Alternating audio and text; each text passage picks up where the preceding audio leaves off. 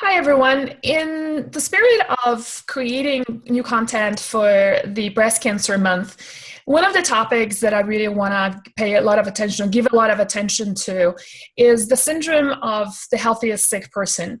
I did borrow that term from one of my very good friends, Isabella Wentz, who I remember did a survey with her audience and realized that a lot of people, in spite of living a really healthy life, are having a lot of issues. And in her case, it was autoimmune diseases. But when I remember reading that and thinking, oh my God, I can completely relate to this because that's my story. And I know a lot of the women in this community are the same. And I suspect many of you who are listening to this will say, I hear you because I'm that really healthy person. And yet I've got maybe an autoimmune disease, maybe I've got hormonal problems going on. And so the guest today is Dr. Veronique Desaulnières. Also who goes by Dr. V. And I've heard of her work before, obviously. I think many people have in the integrative world. And so really things kind of came to life when I got her book called Heal Breast Cancer Naturally. Fabulous book. It reads like a manual. Like you don't really have to get a lot of other things to really understand what to do with once you're being diagnosed. So if you want to talk about prevention, I invited her today. She's here with us today. I'm gonna talk to her, and really the focus on the interview is I would like to steer it towards why is it that a lot of us are really taking care of ourselves really well.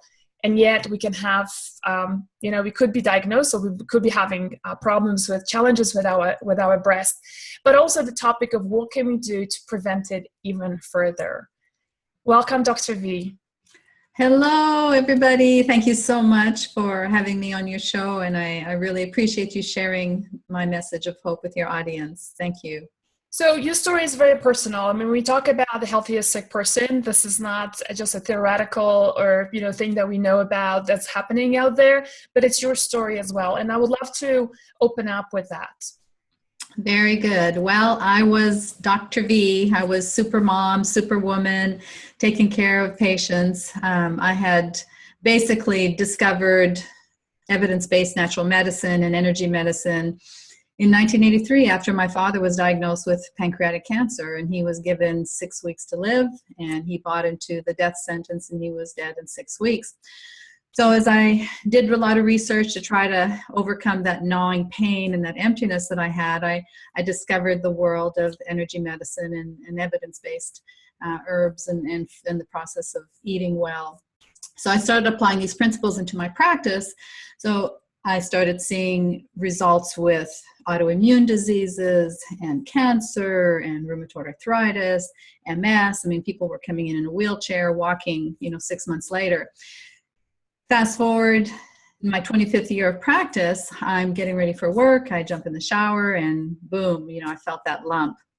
And I knew right away it was not a benign cyst. It was just my gut. So after realizing what I was dealing with, there was no doubt in my mind what I was going to do. But as I was going through my journey, it was very interesting to me because I kept asking myself the question, how can somebody like me develop cancer? Because I ate organic before organic was in style. I had home births, breastfed my children. I was under chiropractic care. I exercised, I took the herbs, did everything right. So I thought. But then here I was facing the diagnosis of cancer.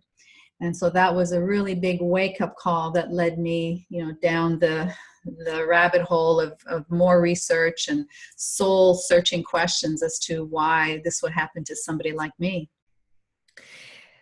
Well, and so obviously the next natural question is let's talk about that, because I feel like I don't want to spend time on talking about why we should be eating organic. Why should we take care of our gut? I think those are the things I keep rambling on about this, for the past, ever since I've set up this practice, which is 8 years ago, right? And in case somebody is listening to this new, the health of the gut, health of the liver, stabilizing your sugar levels are the three pillars that really support good hormonal health. And I think by now most of the listeners know that most breast cancers are estrogenic cancers. And so it is completely preventable, it's very manageable. There is a genetic component, which is also it's a small percentage of cancers that come from there. So I don't want to talk about those things. Let's leave that out because that's a given. Mhm. Let's talk about the things that you feel in your own life and experience you would have had done differently if you could rewind the time. And what do you see with women who are call themselves healthy that they are doing that actually is that could be missing in their protocols? Well, there are a lot of women that are diagnosed are surprised, and more we're seeing that healthy sick person syndrome, because they're just looking for symptomatic issues, but it comes years before that. So I've discovered that a big component of breast cancer is often iodine deficiency. Iodine deficiency, of course, as you know, is going to affect the thyroid. Thyroid is going to lower your metabolic rate.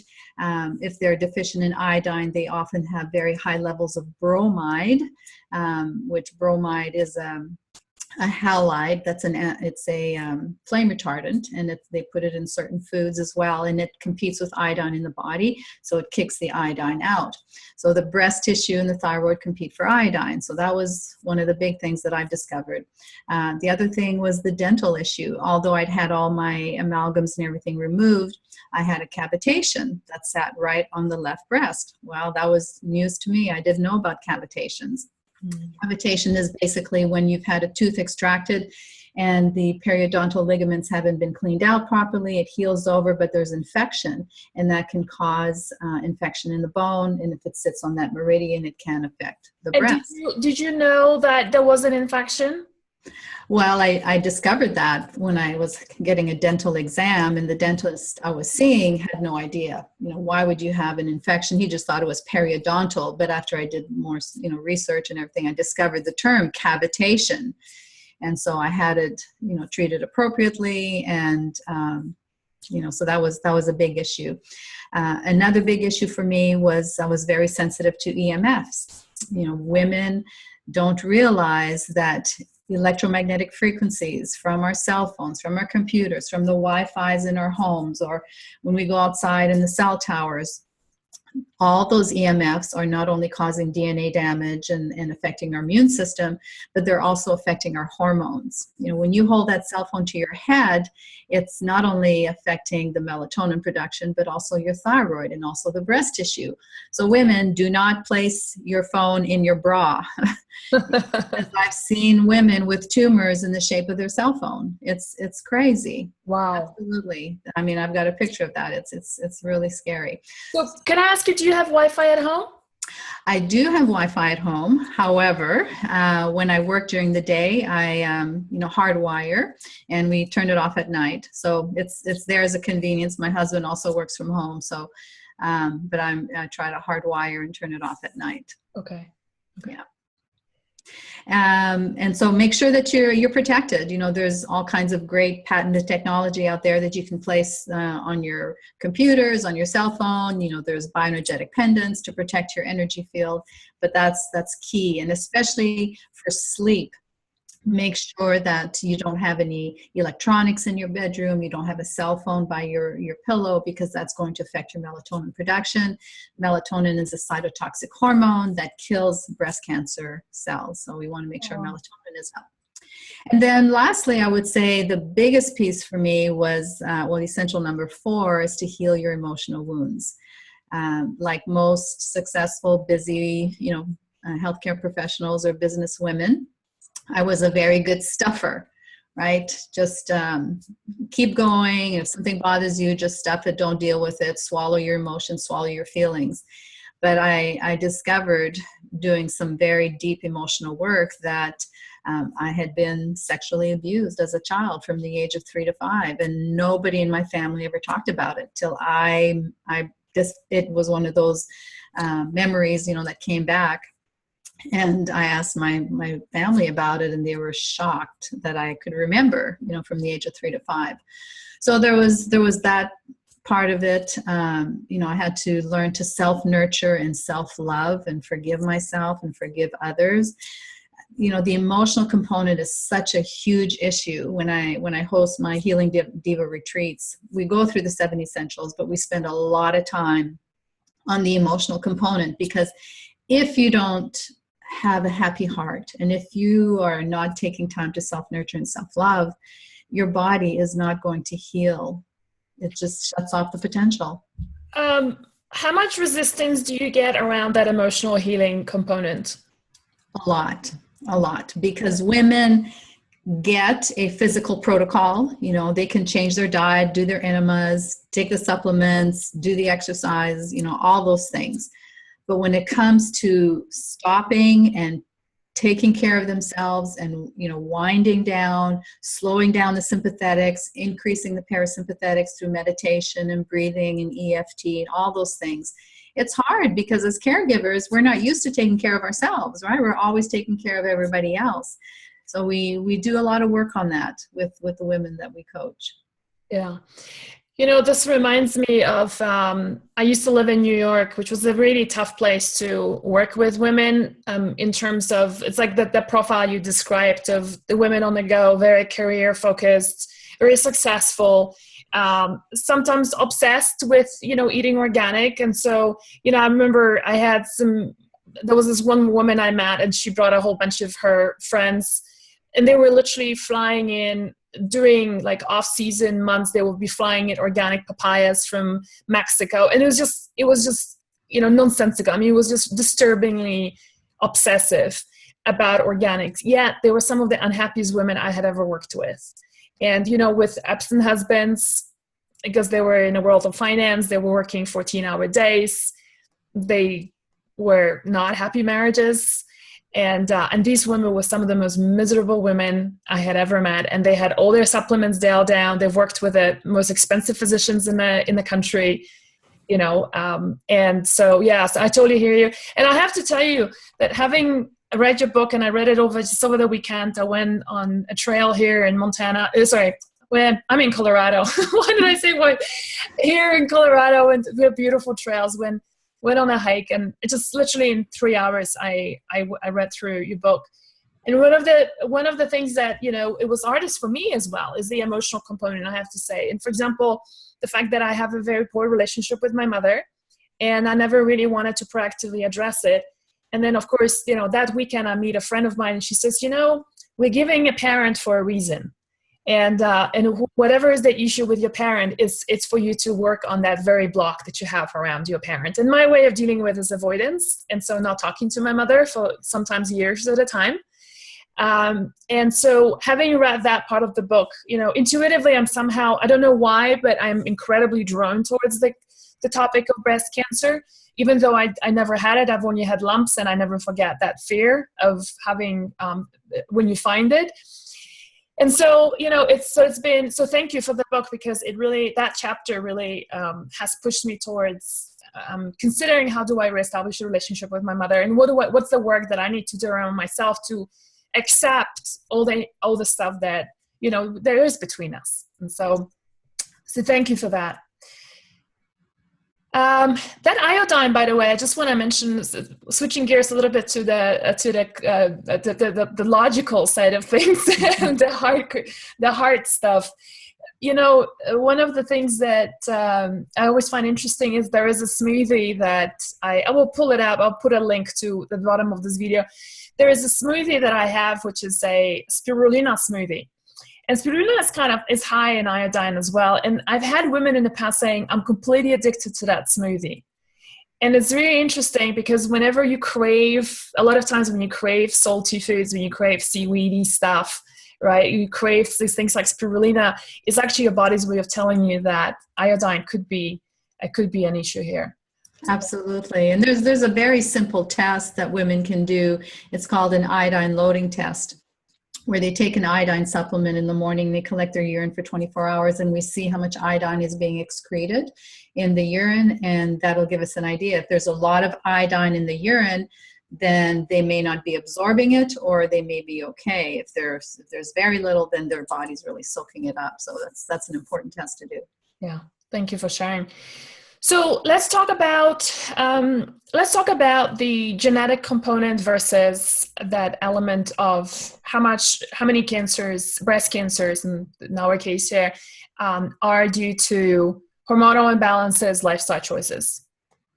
Well, interestingly, from a genetic point of view, only 5% of cancers are genetic based. The others are all environmental, nutritional deficiencies, etc. And of course, we all know the big gene that everybody talks about when it comes to breast cancer. That's the BRCA gene. Well, what most women don't realize is that the BRCA gene is actually a tumor suppressive gene. And it's only in familial breast cancer, it only accounts for about 2% of breast cancer. So it's very, very minimal. But then you have to ask yourself, why does the BRCA gene mutate? We know with epigenetics that your genes can be turned off and on. Well, one theory that I have is the constant radiation that women get to their breasts every 6 months or every year, or sometimes more often, can that be a causative factor in mutating that BRCA gene?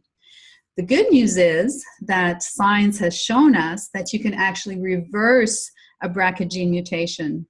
There was a study done in the Journal of Clinical Oncology or something like that, forget exactly the study, where they looked at BRCA genes, and with the use of the equivalent of 1 cup of organic non-GMO soy protein, that actually reversed the BRCA gene mutation. Wow. So it shows you the power of food. And we know historically, Asian cultures have a lower incidence of breast cancer if they eat the traditional diet, because of all the fermented soys and the seaweed that they have in their diet tends to protect the breast cancers. Can we talk about the soy part? Because that can be very controversial, right? We don't want women to be running off and be replacing their whatever is it they're drinking with soy milk. Can we just qualify here a little bit? What is soy protein? What form, etc.? Absolutely. Yes, I agree. You don't necessarily want to go out and be drinking soy milk. However, when you look at soy, non-GMO organic soy, the bean itself, like the edamame, that has very many healthful properties. Fermented soy, like tempeh, has also shown to be very beneficial. Miso has a lot of beneficial properties. Yes, there is a lot of controversy. However, the research that I've done and the studies that I've seen, if you look at soy as a food, not as a superfood where it's soy nuts and soy milk and soy this and soy that, but it's something that you incorporate in your diet, not necessarily every day, but it could be a staple in your diet. Yeah. And there's on the same note, there are studies that show how incredibly potent broccoli sprouts can be, and comparing that to tamoxifen, which I find absolutely fascinating. And they were just doing studies on half a cup of broccoli sprouts and the content of sulforaphane that can help shrink breast cancers as compared to tamoxifen. And so I find it just absolutely fascinating. Can we talk a little bit about, I kind of want to cover two things. One is the preventive side of things, and then for women who have been diagnosed, who are on, there's quite a large community of women who are on tamoxifen. One of the questions that I'm getting is, hey, Magdalena, I'm on tamoxifen with a lot of side effects, right? How do I get myself, how do I wean myself of it? What can I do nutritionally? So I never advise anyone to wean themselves of it because I'm not a medical practitioner, and I think that's something you need to talk to, preferably an integrative oncologist. But can we just maybe mention a little bit, what's your take on, like, if you do meet somebody like that, what would be your advice?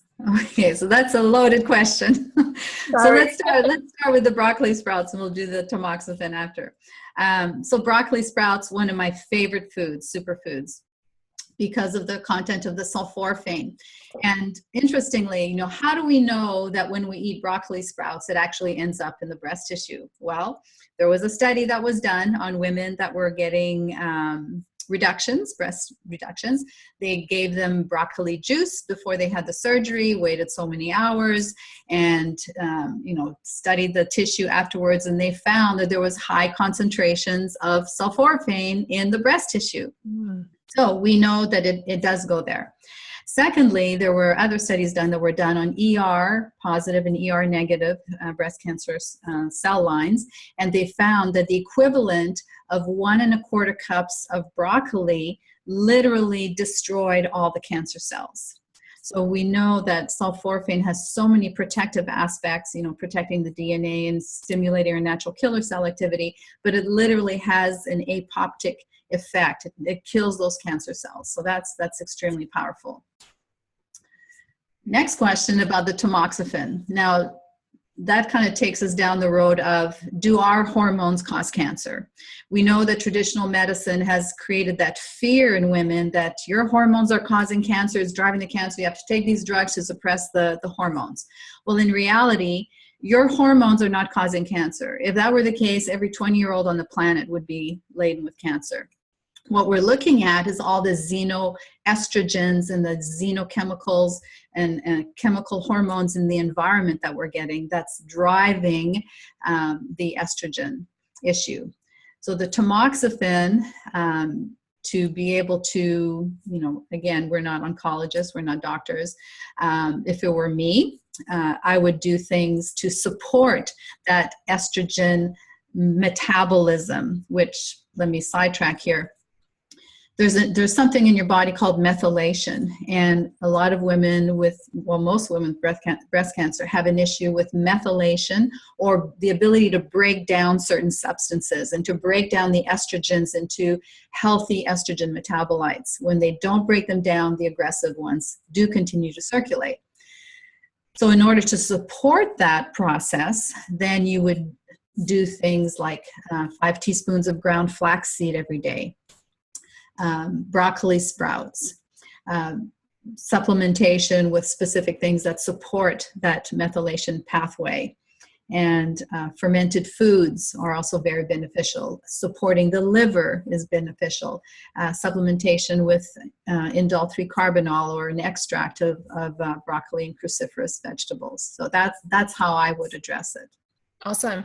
And you talked about, so going back to my question, so what you're saying is that it's when somebody is on tamoxifen, it's really about supporting the body and the methylation pathway going through that process. And if somebody wants to talk to their doctor about weaning themselves of it, then that's a separate discussion. I guess that would be outside of this, because that's one of the questions that I got from the community, was to ask you that question. So when you talked about methylation, what about women with MTHFR? Yes, so that's come to light, and it's very important. I just happened to discover it myself because I did a blood test and I had a homocysteine level that was off the charts. I mean, stroke, ready to have a stroke. I mean, I was shocked because again, healthy sick woman syndrome, right? Yeah. So when I dug deep and figured out what homocysteine was, it's a byproduct of poor methylation. So MTHFR actually prevents your body from methylating properly. And there's several aspects of it. Some of it keep you from detoxifying herbicides and pesticides and environmental chemicals and heavy metals. Your liver just cannot process that. Another aspect of that prevents you from methylating or breaking down your estrogens properly. So it's a serious issue that needs to be addressed, and traditional medicine does not look at that, which is so bizarre to me because it's such an important part of dealing with breast cancer. And to let your audience know too, how do you know if you're a poor methylator or not, or how do you know if you have an MTHFR issue? Well, there are DNA tests, and there's also a urine test that you can do called an essential estrogens that examines, how you're breaking down your estrogen. So it's an important piece of the puzzle because you have to realize your hormones don't cause cancer. You have estrogen receptor sites on every single aspect of every cell of your body, your bones, your brain, your urinary tract, all those things. And so you need your hormones for health and for your immunity. Right. And this brings us to the point, I can't tell you how many emails I'm sure we are both getting every day with the whole fear of estrogen on estrogenic foods saying, gosh, you are promoting eating flaxseed, which is a phytoestrogen. This is going to give me breast cancer, right? Can we talk a little bit? Can you just give us your point of view on this? Oh, absolutely. As a doctor. Yes, it's food. It's food. You know, food has been around for eons and it serves as a protection. Legumes have phytoestrogens. Green beans have phytoestrogens. Flaxseed. I mean, these things are designed to have a beneficial effect, and they protect the more aggressive estrogen receptor sites. They help to balance out the circulating estrogens. I mean, the studies are there that show us. A study done at the University of Toronto where they fed women a muffin 30 days before they were getting ready to have surgery. They took their markers and the size of the tumor before and after. And the muffin was probably made with flour, white flour and sugar, but 5 teaspoons of ground flaxseed. After 30 days, they saw anywhere from a 30 to a 73% reduction in tumor markers and tumor size, just in 30 days. So again, food is not your enemy. Food is designed to heal your body. Yeah. So, we can talk for, this is just as you talk about every single sentence that comes out of your mouth. Like I can think of 3 questions in every one of them, and I'm sure and our audience will be the same way. So I just want to point to a couple of resources because there's only so long we can go on in an interview like this. And there's only, I think, so much anyone can absorb at the same time. So I want to point out a couple of resources. Dr. V, apart from the book that I talked about, right, which is right here, Heal Breast Cancer Naturally, and it's available on Amazon. By the way, you are a bestseller on Amazon as a book and an author, right? Yes, and I think it was like in 5 different categories when it first came out. I was just thrilled. I'm so not surprised. And also, you've got a couple of websites. I'm going to post them on just below the video, breastcancerconqueror.com, and then you also got healbreastcancernaturally.org, those 2. And so one of the things that you offer is the 7 essential step-by-step coaching program. And when I looked at it, it's interesting because there were so many really interesting steps that you cover in there. Can you just walk us through it just very briefly? What are those 7 steps? Yes, the 7 essentials. Basically, when I went through my healing journey, it was complicated for me, and I had been in practice for 25 years. So I wanted to be able to simplify it. What could the average person who doesn't want to spend a lot of time doing research, what steps could they use to heal their body? And it doesn't have to be breast cancer. It could be any dis-ease in their body. So essential number 1 is let food be your medicine. We got that. We don't need to talk about that. Essential number 2 is to reduce your toxic exposure. Mm-hmm. Essential number 3 is to balance your body energetically with sleep, your hormones, proper exercise, chiropractic, acupuncture. Essential number 4 is the emotions. Number 5 is biological dentistry. Get those metals out of your mouth because the mercury in your mouth is estrogenic. It's a metalloestrogen. Wow. People don't realize that. And then number 6 is the therapeutic plants and herbs, evidence-based natural medicine. And number 7 is very early detection. And, I'd like to take a moment just to touch on that. There's a couple of points here. By the time you see a lump on a mammogram, it's been there for 5 to 8 years, according to the American Cancer Society. So what if you could detect an issue with the development of cancer when it's the size of a pinhead? Well, fortunately, there's technology that exists now. Thermography is one thing. It cannot diagnose cancer, but it will show you if there's extra heat or if there's inflammation in the breast tissue. There's also blood work that can determine, because cancer cells give off specific proteins and specific enzymes that we can measure. And if they're present, then we can figure out even what kind of cancer you have. There's a test called the Oncoblot test that can determine 27 different types of cancers just with one test. How do we order that test? You can go on our website, breastcancerconqueror.com, and just go to shop and just look, just put in the search bar Oncoblot. And you order the test. The kit goes to your home. You go to a lab, have the blood drawn, send it to the other lab, and then we get the results, and then we review the results with you. Gotcha. And it's an amazing, amazing test. And then there's also another test that I like to use. It's called the grease test because lab test also, goes to the country of Greece, and they filter the blood and they count the number of circulating tumor cells in your blood. Now, and they look at the stem cell markers. Now, this is where traditional medicine, again, does such a huge disservice to women, because if they cut off the breast or they cut out the tumor, they do a PET scan, they don't see anything, and they send them on their merry way and say, you're cancer-free or you're in remission. Well, that's such a disservice, because that's a lie, because they still have circulating tumor cells and they still have stem cells that could be regenerating, creating more cancer in other places of the body.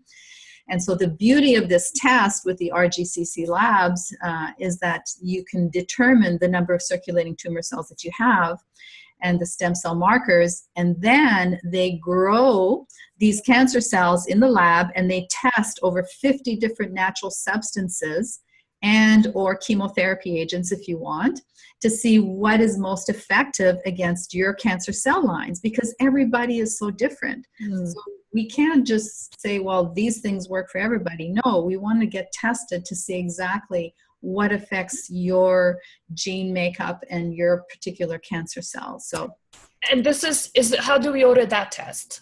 Same thing. You just go to our website, and you'll have to talk to one of my assistants to order that one, because it's a little bit more complicated than just a click button, but it's available through our website. Okay.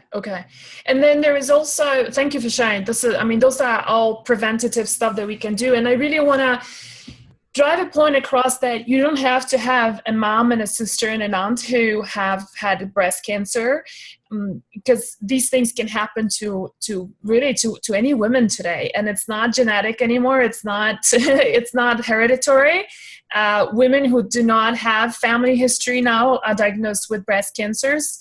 And so really just doing these kind of preventative things is going to save you a lot of problems that further down the road. If I just listening to you talk about it, I don't have prominent history of breast cancers in my family. I have an aunt who passed away from it.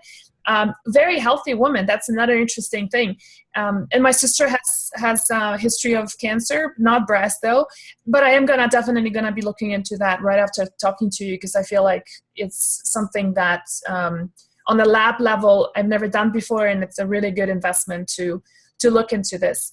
And then one more thing I want to mention, which is you've got this really fascinating workshop about myths, right, of busting cancer myths. And that's a webinar which regularly costs $37, and you're making that available as a free gift for my audience. Can you tell us a little bit more about that? Yes, I'm so excited about that. It's something that I like to talk about. We've touched on a few of those things, but it's busting breast cancer myths, and it looks at the whole issue with the estrogens and your hormones cause cancer. We talk about the BRCA gene. We basically go through the 7 essentials and give women confidence, because that's what this is all about. It's empowering women to understand how their body works and what they can do to prevent breast cancer, or what they can do to heal their body. And just so that your audience is clear, I'm not a medical doctor. I'm a chiropractor by profession. I'm not against traditional medicine. Traditional medicine has its place. And if some women choose to do traditional medicine, chemotherapy, whatever it is, I'm here to support them, so that whatever they're going through, we can support them nutritionally. We can teach them ways to overcome some of the side effects so that they can get through on the other side. It's all about what's the best outcome. And for some women, if their confidence is in their oncologist, then more power to them. If it's not, then, that's why we're here too. Yeah, and I think it's important to recognize, and thank you for mentioning this. This is well, let me ask you this question. Angelina Jolie's decision of having a double mastectomy. What's your take on that? I feel sorry for her. She saw her mother die a horrible death from, I believe it was ovarian cancer, did the traditional chemo. I mean, it's torturous. And of course, there was a lot of fear. She did not make an informed decision, but I'm not here to judge her. That was her path.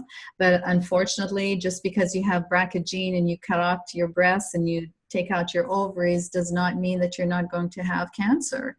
You know, it's, and again, you know, the BRCA gene is a tumor suppressive gene. And if it mutated, then, you know, let's figure out what we can do epigenetically, nutritionally to turn that gene back on and support that pathway. And I think that's the interesting thing is depending on who you talk to, you know, people have different takes on it, right? And so I think if it's somebody is BRCA positive here, I would really recommend to just do your research, do the homework, and make the decision that really makes you comfortable and stick with that. You know, because that's just something that it is so subjective. I talked to somebody else, you know, that person had an opinion that because his wife has lost all her aunts and sisters in a family to all the BRCA-related cancers. And so that was her path as well. And he put her on that path. You know, but again, there wasn't a discussion about nutrition or sleep or melatonin or, and so that was a decision that I made, and she's doing well. And so I think it's really important to make that decision just in a very informed, empowering way, just the same way you teach just about empowering women and giving them information, because you're shifting them from a place of fear to a place of confidence and hope for the best.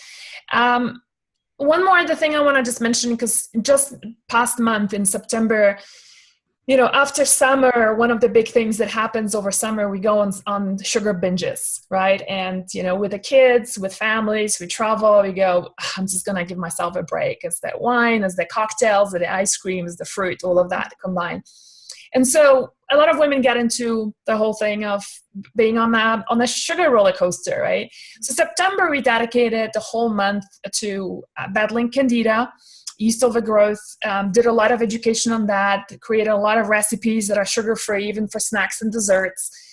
And I want to just talk to you a little bit about what do you see in your practice and the connection between candida and breast cancer. And I ask this because I feel like about 80% of women have issues with candida some way or another.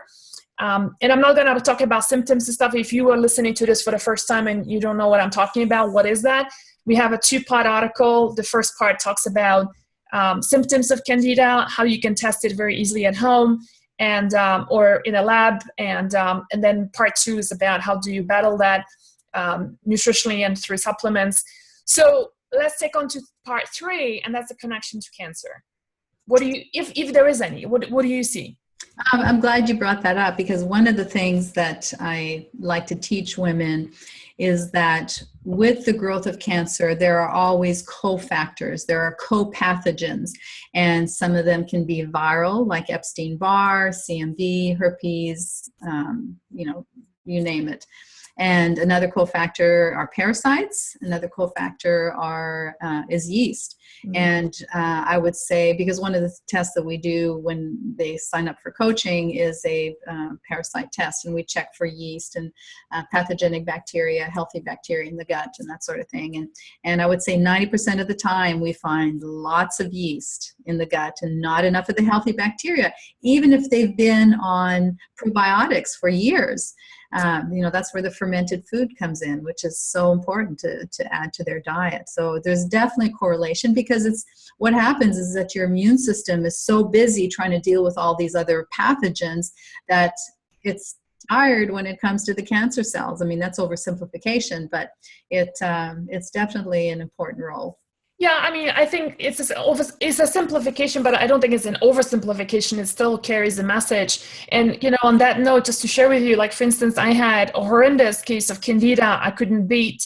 No matter what supplements I was doing, I was not even, I mean, I was off grains. I wasn't touching any fruits, barely any root vegetables in my diet. And yet I had the worst case of candida. And what turned out to be was that I had a parasite that was completely not symptomatic. Picked it up through a real detailed test. I did a doctor's data. I like that test. I think it's more detailed than a lot of the stuff they do in hospitals. And we found a parasite, got rid of it. 3 days after I finished the treatment for the parasite, the candida was gone. Wow. And so it's the immune system was so busy probably fighting that parasite it was debilitated to a point where it couldn't take care of innately to fight off the candida. And so it's really quite fascinating it's just really about rebalancing the body, isn't it? And, and the best part of all is like everything you're talking about, this is not just about breast cancer. It really is just about rebalancing your body and preventing your whole family from having disease further down the road, even your husband. I mean, estrogenic cancers in women are on the rise as well. Breast in men as well as prostate, aren't they? Absolutely. So the whole family is going to benefit from that. Yeah, it's the same issues. It's the same issue. And that's what, the 7 Essentials basically does. It brings your body back to balance. And when you follow the steps, you really never have to fear dis-ease again or any other type of cancer. So talking about your the coaching program, is that something that you do live, or is this an automated program? Like, do people have access to you? Tell us about how it works. Well, I used to do the coaching myself. However, I had to draw a line and a boundary because there was just so much that I could do. So now I have 2 nurses, and one of them, interestingly, worked in the National Institute of Health in the Research Oncology Department. So she has, and she just couldn't give chemotherapy anymore. So she really gets it.